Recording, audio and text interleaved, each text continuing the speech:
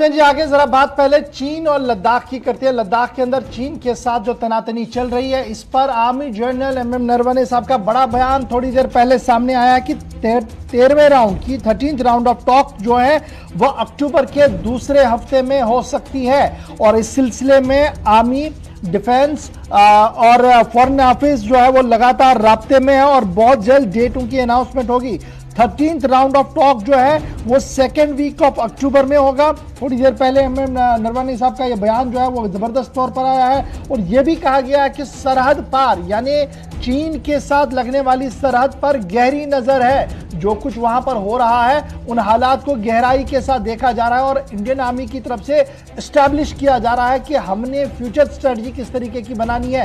यही वजह है कि वो पिछले 2 दिन से सिर्फ बेस कैंप पर नहीं बैठे हैं बल्कि फॉरवर्ड पोस्ट तक चले गए हैं, जवानों के साथ भी बात की है और आज खुद हालात का मुशाहिदा भी किया। अब आहिस्ता आहिस्ता एक बार फिर सर्दियां दस्तक देंगी लद्दाख के अंदर। हालात को देखते हुए मौजूदा निजाम को बेहतर कैसे बनाया जा सकता है, जनरल नरवणे का बड़ा बयान भी सामने आया। क्या कुछ उन्होंने कहा, फटाफट से इसको सुन लेते हैं। उसके साथ ही हमारे साथ अनुपम तिवारी साहब भी ज्वाइन कर चुके हैं, उनके पास भी चलेंगे। लेकिन पहले जनरल साहब क्या कुछ कह रहे हैं, जरा इसको देख लीजिए।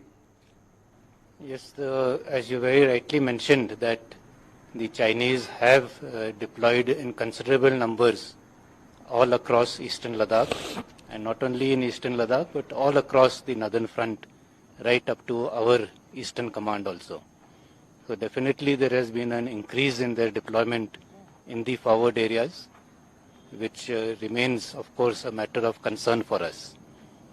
But we are regularly monitoring all their movements, and based on whatever inputs we get, we are also carrying out matching developments both in infrastructure as well in terms of the troops that are needed to counter any threat. So we are, I think, at the moment quite well poised to meet any eventuality. The situation now over the last 6 months or so has been quite normal. As you are aware, the talks have been going on for more than a year now. We had the 12th round of talks last month, and we are hopeful to have the 13th round of talks very soon, perhaps as soon as next week, that is the 2nd week of October. We are confident that as we discuss things with each other and कर चुके हैं। बहुत शुक्रिया जी अनुपम तिवारी साहब join करने के लिए। General साहब का अचानक दौरा लद्दाख, और यह दौरा उस वक्त हो रहा है जब सरहद के उस पार चीन की तरफ से लगातार खबरें आ रही हैं। चीनी मीडिया ये बता रहा है कि ड्रिल्स हो रही हैं जी, डिप्लॉयमेंट्स हो रही हैं, रिट्रूपिंग हो रही है और साथ साथ इंफ्रास्ट्रक्चर डेवलप हो रहा है। आज जिस तरीके से जवाब देने की कोशिश की गई है, क्या ये मानो मीडिया टू मीडिया काउंटर था या ग्राउंड जीरो को एसेस करके ही आज नरवणे साहब का स्टेटमेंट सामने आया है? इशफाक जी, केवल इशारा नहीं था, ये भविष्य की योजना भी थी।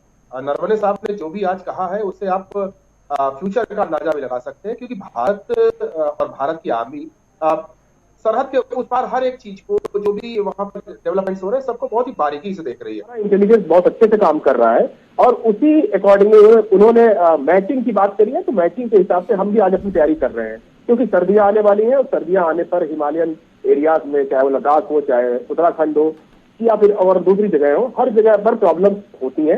टेम्परेचर बहुत कम हो जाता है, उसके बाद डिप्लॉयमेंट में काफी मुश्किलें आती हैं। तो इस बार हिंदुस्तान की जो सेना है वो अपनी सारी तैयारी सर्दियों से पहले कर लेना चाहती है।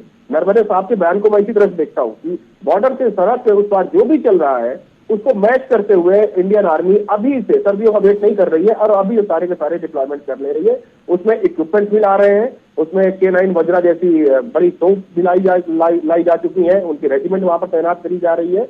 और इसके साथ ही साथ आने वाले दिनों में जिस हिसाब से हरकतें बॉर्डर के उस पार होंगी, उसके हिसाब से मैच करते हुए भारत की सेनाएं इस बार भी वही चीजें करेंगी, क्योंकि मुझे लगता है कि इस बार भारत की सेनाएं बिल्कुल भी लीवरेज देने के मूड में नहीं है चाइना को, और ये समझ बैठे हैं कि इंटरनेशनल सिनेरियो के हिसाब से जिस तरह से चीन को चारों तरफ से घेरने की कोशिशें चल रही हैं, वो हो सकता है ध्यान बटाने के लिए भारत के साथ सरहद पर कुछ प्रॉब्लम खड़ी करे।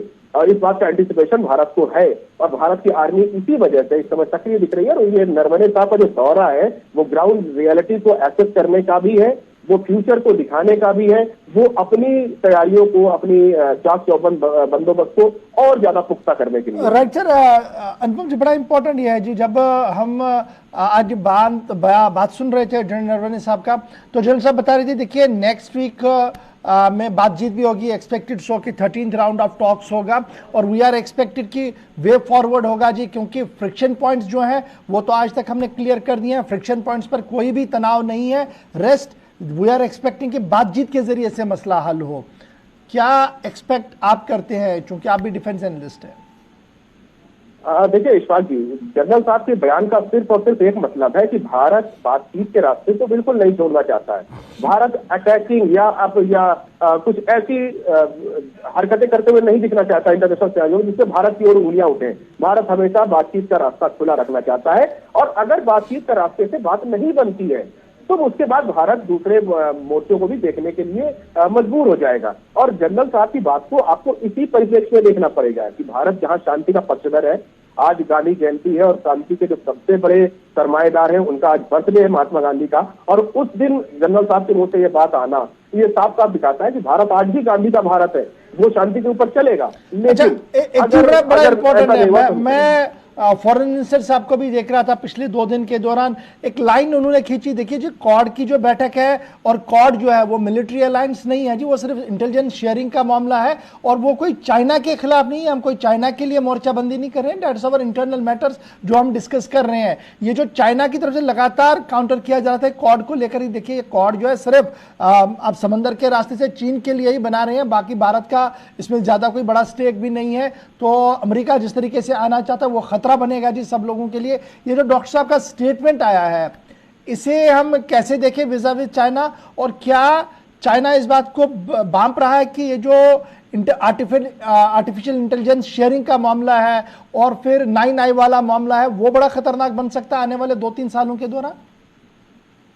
देखिए, अगर जियो पॉलिटिक्स की बात करें तो चाइना इस चीज को भांप रहा है। वो जान रहा है कि अफगानिस्तान अब पिक्चर से आउट हो चुका है, अब दुनिया भर की नजरें साउथ चाइना सी में, मलक्का स्ट्रेट में और इंडो पैसिफिक के ऊपर लगेंगी, और सारी की सारी कवायद ट्रेड को लेकर के इसी पूरे एरिया में होने वाली है। और जितने भी बड़े प्लेयर्स हैं इंक्लूडिंग इंडिया, सब अपने अपने हितों की रक्षा के लिए इस पूरे क्षेत्र के ऊपर दबाव बनाने का प्रयास करेंगे।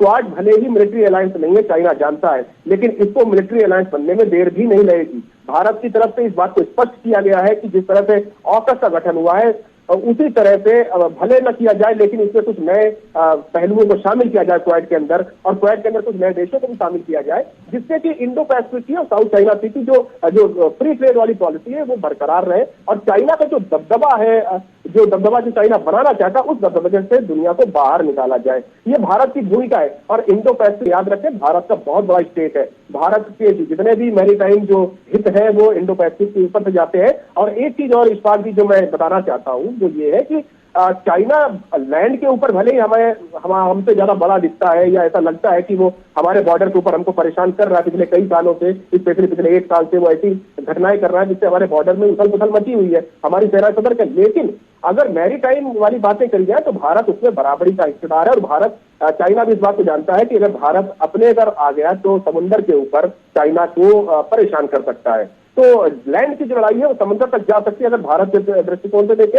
और दुनिया के अगर परिप्रेक्ष्य में देखें तो दुनिया ये मान बैठी है कि अब दुनिया का जो अगला पॉइंट ऑफ व्यू है वो चाइना सेंट्रिक होगा, और चाइना भी इस चीज को समझ रहा है। बहुत बहुत शुक्रिया अनुपम तिवारी साहब थोड़ी सी बात करने के लिए, क्योंकि जनरल साहब का दौरा था 2 दिन का और उस दौरान बयान आया था अफगानिस्तान को लेकर, पाकिस्तान को लेकर, चाइना को लेकर, उन पर